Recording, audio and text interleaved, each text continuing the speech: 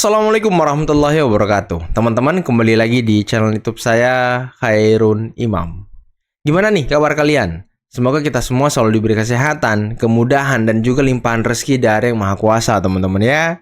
Nah, di video kali ini kita akan melihat bagaimana Roy Suryo sepertinya semakin mendekati ruang penjara, teman-teman. Karena apa? Orang yang selama ini dia ingin jadikan kambing hitam, yakni Dian Sandi, salah satu kader PSI, sudah angkat bicara dan siap membongkar seperti apa kelakuan-kelakuan dan juga narasi sesat dari Roy Suryo. Nah, tidak tanggung-tanggung, Dian Sandi sampai menyebutkan bahwa mereka ini orang-orang gila. Aduh, karena menggunakan ilmunya tidak pada tempatnya, teman-teman. Contoh nih ya, dokter Tifa, katanya dia dokter ya kan. Biasanya dokter itu ngurusin orang sakit, ngurusin edukasi kesehatan. Kok ini ngurusin jasa orang gitu? Terus dengan pedenya dia ngomong dia ini ahli gitu, dia ini pakar. Pakar apa gitu ya kan. Aduh, dan lagi Roy Suryo, S1-nya komunikasi, S2-nya kesehatan. Terus dipanggil pakar telematika, pakar digital forensik. Ini dari mana pakar-pakarnya? Dengan bermodalkan meneliti film Blue ya kan? Terus dikatakan pakar telematika. Aduh. Inilah ya, kita tuh mudah dibodoh-bodohi dengan orang-orang seperti ini, teman-teman. Selain itu, ada seorang purnawirawan jenderal polisi yang juga menyemprot, membungkam Roy Suryo. Sampai-sampai beliau ini mengatakan bahwa cara licik yang dilakukan oleh Roy Suryo dan kawan-kawan itu tentunya untuk menjatuhkan harkat dan martabat seseorang, teman-teman. Dan ini sangat luar biasa penjelasannya. Nanti akan kita lihat videonya ya. Terakhir nih, ini terakhir teman-teman. Ada salah satu rekan Pak Jokowi yang juga ikut membongkar, memperlihatkan dokumentasi foto ketika Pak Jokowi masih berkuliah di UGM. Dan tentu ini adalah bukti yang sangat otentik, tak dapat dibantah oleh Roy Suryo. Makanya saya bilang tadi Roy Suryo sepertinya semakin mendekati penjara, teman-teman. Oke, sebelum kita mulai videonya jangan lupa like, subscribe, dan share. Dan tanpa perlu berlama-lama lagi, mari kita mulai videonya berikut ini. Wawancara saya terdahulu kan saya sudah sampaikan. Ini ngapain sih kok ruwet banget nih? Ya. Apa nggak ada kerjaan yang lain lagi? Kita seorang yang punya kadar intelektual yang sudah mengenyam perguruan tinggi, kenapa sih mencari hal-hal yang seperti gini? Hanya untuk menjatuhkan harkat martabat seseorang dengan hal-hal yang sangat remeh-temeh gini. Betul. Untungnya apa sih? Seharusnya kita mempunyai kadar intelektual yang tinggi, turut membantu negara untuk mengembangkan negara. Jangan mengajarkan rakyat Indonesia jadi hal-hal yang bodoh. Ini malah nambah-nambahin ya kan. Bikin gaduh lah, membenturkan rakyat dengan rakyat lah. Betul kata Pak Jenderal, ini luar biasa ya. Bodoh sekali mengajarkan bangsa Indonesia ini seperti hal seperti kayak gitu. Rakyat Indonesia sudah cerdas. Karena dari awal dulu saya udah ngomong, tidak akan mungkin beliau jadi seorang wali kota berkali-kali, bahkan 2 kali, gubernur sekali, presiden 2 kali, dengan menggunakan ya kurikulum vitae-nya yang palsu. Emang bodoh itu KPU, emang bodoh itu UGM, apalagi ke tingkat pusat dari skala nasional dan internasional. Ini yang sangat saya sesalkan pada oknum-oknum tertentu. Nggak usah ya mencari sensasi dalam hal-hal seperti ini hanya untuk menjatuhkan harkat martabat seseorang. Menurut hemat saya sudahilah ya. Masih banyak hal-hal yang penting di negara ini yang harus kita selesaikan. Jadi kalaupun beliau Pak Jokowi melaporkan beberapa orang tentang pencemaran nama baiknya, ya sah-sah saja menurut saya, harus tindak lanjuti saja. Harus tindak lanjuti, betul. Walaupun dulu saya pernah ngomong, ngapain nanya-nanya ijazah gue, emang apa untungnya sama lo? Iya. Kalau saya nggak mau tunjukkan kepada kamu, ada kewajiban nggak? Ngapain kok tanya-tanya? Betul Pak, betul. Ada yang bilang lagi, contoh ini sepatu ini palsu atau asli? Mau palsu, mau enggak, apa hubungannya sama kamu? Urusanmu kamu ya dirugikan? Kan nggak dirugikan. Udahlah, jangan terlalu picik berpikir lah.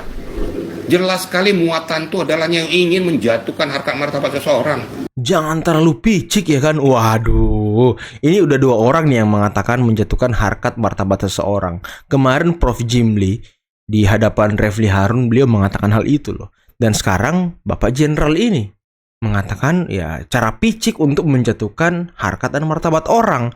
Ini sejalan dengan apa yang selalu disampaikan Pak Jokowi. Mereka sudah mempermalukan saya, menghina saya, menginjak-injak harkat dan martabat saya. Nah, betul berarti langkah hukum yang diambil Pak Jokowi sudah sangat betul. Orang akan berpikir, kok orang cerdas tapi pikirannya kok dangkal. Saya terpaksa ngomong kayak gitu, kenapa kok seperti ini terus diangkat-angkat?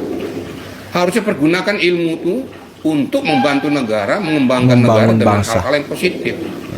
Jangan dengan hal-hal kayak gini. Ya ini malah mereka ini merusak negaranya sendiri. Membenturkan rakyat dengan rakyat, adu domba dan lain sebagainya. Ya dia membuat stabilitas politik dalam negeri ya menjadi tidak baik. Sehingga ini kan bisa menjadi batu sandungan pemerintah untuk bekerja, teman-teman. Fokus pemerintah jadinya lain. Tapi untungnya Pak Prabowo dan jajarannya tidak pernah mengurusi kasus ijazah palsu ini. Karena ya remeh-temeh, teman-teman. Akhirnya orang akan menilai, oh cuma segitu kadar ilmumu. Ya, ilmu yang kau dapatkan dari perguruan tinggi hanya kau pergunakan untuk hal-hal yang seperti ini. Ya sadarlah, kembalilah ke fitrahmu yang sudah mendapatkan ilmu. Saya sedikit ngomong karena kayak gini karena saya sudah kecewa, saya kok itu terus gitu loh. Janganlah menjatuhkan seseorang. Saya tidak pernah ketemu dengan beliau ya secara langsung ya. Berbicara dengan beliau juga nggak tahu. Beliau juga saya yakin nggak kenal saya. Tapi saya hanya mencerahkan bangsa Indonesia supaya jangan diajarkan dengan hal-hal yang seperti ini. Itu kira-kira ya. Waduh, luar biasa mencerahkan bangsa Indonesia. Wah, ini tokoh-tokoh seperti ini kita butuhkan, teman-teman. Selalu memberikan pencerahan, pikiran-pikiran positif. Karena memang isu ijazah ini nggak penting gitu. Apa untungnya sih bagi bangsa kita gitu? Diangkat-angkat, diusut-usut oleh mereka sampai membuat gaduh. Nah, sekarang banyak orang yang dilaporkan atas kasus ijazah palsu ini. Ini kan apa ya? Nggak apa gitu, nggak penting gitu kasus ini. Nih, makanya Roy Suryo, Tifa, Rismon pindah aja deh, nggak usah di Indonesia gitu. Bikin ribut aja deh ini orang-orang ini. Sekarang Kurnia tuh. Mana Kurnia itu? Setelah diperiksa polisi, nggak pernah lagi muncul batang hidungnya. Udah takut dia kan? Udah takut dia ngomong. Udahlah. Nih, orang-orang semua ini, aduh. Lalu bagaimana dengan tanggapan yang meragukan bahwa Pak Jokowi ini mulai dari ijazahnya, pernah berkuliah di Fakultas Kehutanan UGM. Tanggapan Anda sebagai teman satu angkatan ini seperti apa, Pak Mustafa? Ya, saya sih juga nggak ngerti itu ya. Itu saya kira ngarang aja itu. Ngarang aja itu ya. Saya ini saksi fakta ya. Saksi fakta artinya yang menyaksikan, bukan sekedar katanya-katanya gitu. Saya melihat ya. Mendengar, berinteraksi langsung dengan Mas Joko Widodo ya. Ya ini kan apa ya, ikut jengkel gitu loh. Ada teman gitu kan masa terus diam aja gitu. Kalau Pak Jokowinya sih santai aja gitu. Ngapain sih gitu aja diurusin katanya. Baik, ini kan juga yang dipermasalahkan Nah adalah itu Pak Jokowi pakai kacamata itu ya. Ada dua orang pakai kacamata di gambar ini. Yang paling belakang sama Pak Jokowi. Oke. Baik. Lalu ketika kita berbicara soal ijazah ini juga kan penomoran ijazah yang seringkali dibahas dan dipermasalahkan. Misalnya punya Pak Jokowi itu 11, 20. Kemudian kalau yang lain ada tanda slash-nya, ada menunjukkan inisial rektornya, kemudian ada slash menunjukkan fakultas dan seterusnya. Tapi memang penomoran di ijazah Anda sendiri juga 4 nomor seperti yang dimiliki oleh Pak Jokowi, yang beredar di dunia maya maksud saya. Sama Pak, persis. Hanya karena kalau di Mayang sebelah kiri kadang-kadang hilang itu. Ya sama Pak, persis sama itu. Jadi nggak ada yang berbeda masa penomoran itu. Ya itu kalau misalnya berbeda itu ya kalau di dunia maya seringkali diedit-edit nggak jelas gitu. Betul, diedit-edit. Oke. Nah tadi seperti juga yang Anda sebut bahwa Pak Jokowi ini kan seringkali diidentikan dengan Heri Mulyono. Mungkin dapat diceritakan kenapa kok bisa sampai akhirnya diidentikan dengan Heri Mulyono ini menurut Anda? Ya saya nggak ngerti juga Mas ya. Ya karena Heri Mulyono dengan Pak Jokowi itu kan dulu sama-sama kerja di Aceh ya kan. Kemudian lulus bareng, wisuda bareng, saya tahu persis itu. Pak Jokowi dengan Pak Heri Mulyono itu lulusnya bareng. Jadi nggak mungkin nomor mahasiswanya Pak Heri Mulyono diambil oleh Pak Jokowi itu. Itu nonsen itu ya, lucu-lucuan aja menurut saya itu. Lucu-lucuan. Ya, Pak Heri Mulyono kan terus kemudian menjadi adik iparnya Pak Jokowi almarhum. Ya betul. Nah itu teman saya juga gitu. Jadi bukan orang siapa-siapa gitu Mas Aditya. Oke, tadi dan kan semuanya kalau diminta siap dikasih. Baik, kalau Anda katakan tadi ada sekitar 88 sampai 91 angkatan di tahun 1980-an, 67 masih hidup, dan tadi Anda katakan juga siap bersaksi ya bahwa Pak Jokowi memang adalah mahasiswa Fakultas Kehutanan UGM di tahun 1980-an ya.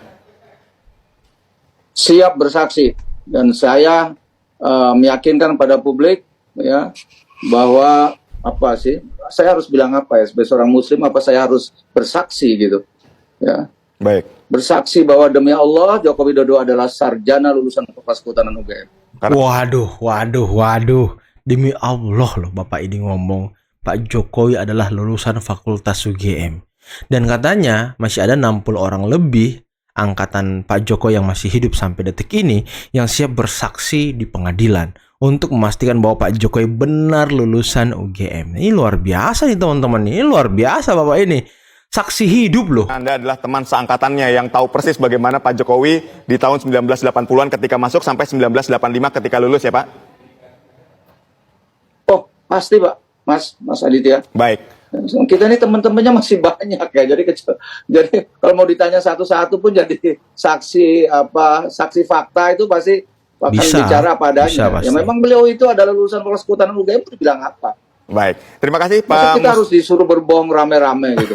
Ya, baik. Ya, kami sudah mendapatkan poinnya. Sekali lagi terima kasih Pak Mustoha Iskandar atas waktunya telah berdialog bersama kami dan juga meyakinkan bahwa Pak Jokowi adalah alumni dari Fakultas Kehutanan UGM. Nah, inilah alasan kenapa tadi saya bilang teman-teman, lagi-lagi Roy Suryo ini sepertinya semakin mendekati penjara gitu ya kan. Yang masuk tahun 1980 dan lulus di tahun 1985. Sekali lagi kami ucapkan terima kasih Pak Mustoha. Sehat dan sukses selalu untuk Anda. Roy Suryo dan Dr. Tipa. Roy Suryo ini mengatakan bahwa foto yang ada di ijazah Pak Jokowi itu 99,9% itu adalah Pak Dumatno Budi Utomo. Lalu Dr. Tipa berdasarkan keilmuan dia itu mengatakan bahwa dari sisi rahang apa segala macam itu bukan Pak Jokowi, itu adalah Pak Dumatno mungkin siapa yang dia sebut. Tetapi Pak, saya kemarin ini saya dari Semarang menemui teman saya yang kebetulan orang tuanya itu juga lulusan UGM. Memang bukan seangkatan dari Pak Jokowi, tapi ada di dalam buku alumni. Oh, buku alumni. Beliau ceritakan kepada saya bahwa buku alumni ini diberikan oleh kampus pada tahun 1989. Dicetaknya pada tahun 1988, Pak. Ya, buku yang akan diberikan ke saya ini. Itu saya akan minta untuk diuji forensik. Masuk akal nggak? Tahun dicetak 1989, Pak Dumatno Budi Utomo itu lahir pada tahun 1977, yang secara hitungan matematika baru berusia 10-11 tahun. Itu yang dipakai fotonya oleh Pak Jokowi. Jadi buku alumni. Nggak masuk akal ini gitu ya kan? Orang gila ini. Orang-orang gila. Maksud saya, secara keilmuan mereka tidak bergunakan dengan baik. Tidak mampu dipertanggungjawabkan itu. Mau diuji seperti apapun, kalau foto yang dikatakan itu adalah foto Pak Dumatno Budi Utomo, itu pasti gugur. Orang Pak Budi Utomo baru umur 10 tahun pada saat itu. Itu aja saya ingin katakan. Nah, coba kalian perhatikan teman-teman ya. Para pendukung dari pakar-pakaran ini, ilmu-ilmuwan ini katanya kan, cendekiawan-cendekiawan ini katanya ya kan. Ya, yang ada di barisan mereka itu orang-orang tua. Orang-orang yang mungkin gak ngerti tentang digital forensik dan lain sebagainya. Makanya gampang dibodoh-bodohi oleh mereka. Tapi saya ingin jadi catatan juga, Pak Roy Suryo ini orang yang tidak bisa dipegang omongannya. Saya tidak mengatakan bahwa tuduhan mereka salah atau benar, tidak. Ini jangan main-main. Yang berhak mengatakan ijazah Jokowi asli atau palsu, yang berhak mengatakan Jokowi sekolah di sini dan kuliah di sini bukan orang jalanan. Yang berhak menentukan mengatakan bahwa bukan Jokowi orang jalanan, ya kan? Kuliah di UGM, tamat di UGM, dan ijazahnya UGM asli hanya perguruan tinggi universitas. Ketika itu sudah memberikan jawaban, selesai. Apabila mengatakan ini tidak di UGM, Anda sudah masuk tuduhan kedua, menfitnah UGM. Ini baru nanti aduan setelah UGM ya. Iya, bisa lagi nanti yang menggugat bukan cuma Jokowi, tetapi juga UGM. Kasus Roy Suryo agak berbeda. Dia itu mengambil kesimpulan bahwa ijazah Jokowi palsu berdasarkan dua bukti. Pertama, menurutnya kalau skripsi Jokowi itu palsu, maka dengan sendirinya ijazahnya pun palsu. Kedua, dia menggunakan sebuah kopi ijazah Jokowi yang menyebar luas di internet. Menurut analisisnya, ijazah di internet tersebut palsu. Tuduhan Roy ini mengandung 2 kesalahan mendasar. Pertama, seperti sudah dikatakan Dekan Fakultas Kehutanan UGM, tidak ada bukti bahwa skripsi Jokowi palsu. Dengan begitu, tidak bisa dikatakan ijazah Jokowi palsu. Yang kedua, ijazah Jokowi yang beredar secara online pun dengan mudah terlihat sebagai dokumen palsu. Paling gampang adalah dengan memperhatikan posisi foto Jokowi di ijazah tersebut. Foto itu ternyata ditempel di atas cap Fakultas Kehutanan UGM. Jadi di foto tidak terlihat adanya tanda-tanda cap. Tanpa harus jadi ahli, kita semua pasti sudah tahu bahwa itu adalah ijazah palsu. Waduh, Roy Suryo. Makan yang enak, nikmati waktu bersama keluarga, ya kan? Tidur yang nyenyak, karena sebentar lagi sepertinya tidur Anda semakin tidak nyenyak gitu kalau dalam penjara, ya kan?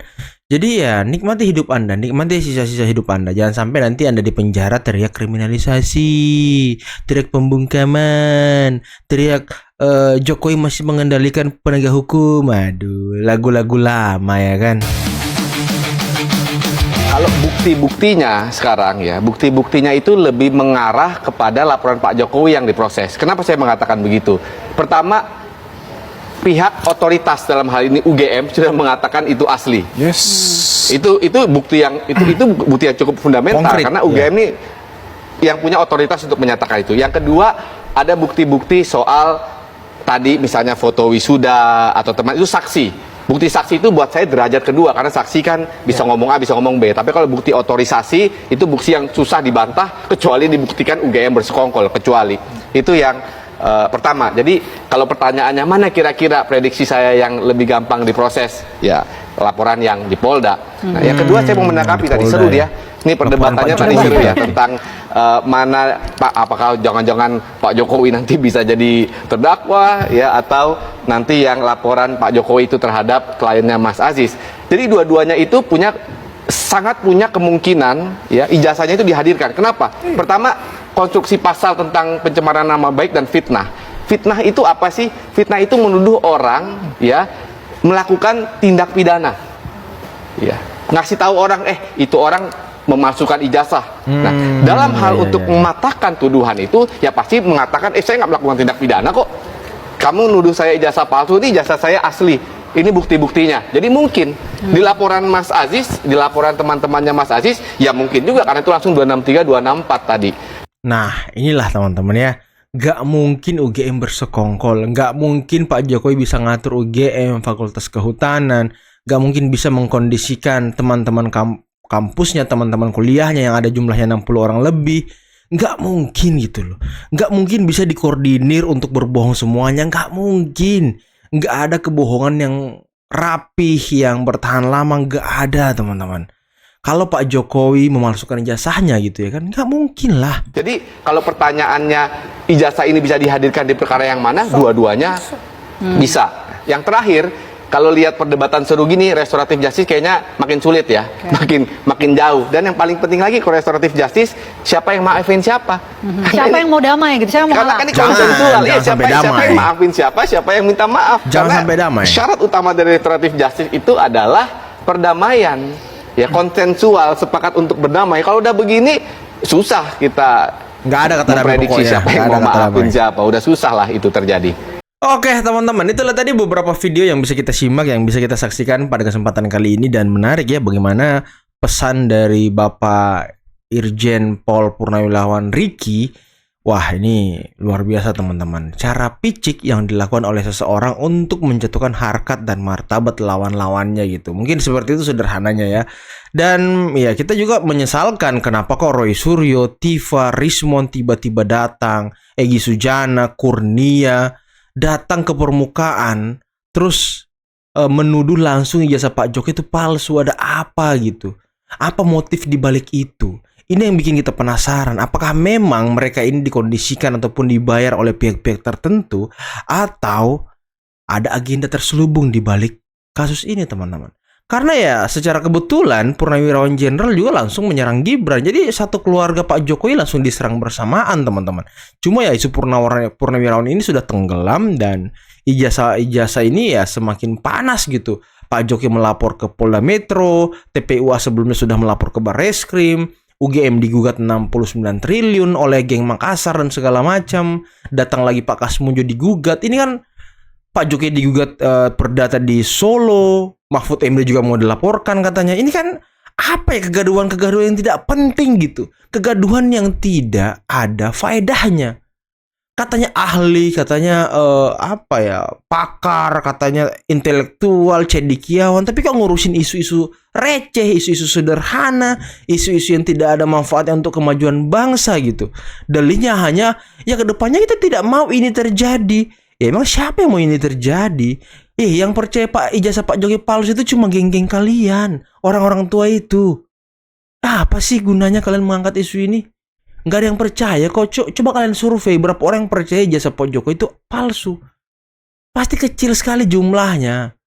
Karena ya yang percaya sama kalian ya yang orang yang mungkin tidak paham dengan istilah-istilah digital forensik lah, istilah-istilah AI, ELA dan lain sebagainya. Mereka yang awam, yang mungkin oh iya juga ya kayak gitu ngomong-ngomongnya kalau mendengarkan penjelasan kalian. Padahal ya kalau kita ini, saya pribadi mendengarkan penjelasan kalian tentang ELA, tentang digital forensik ya ketawa-ketawa aja gitu.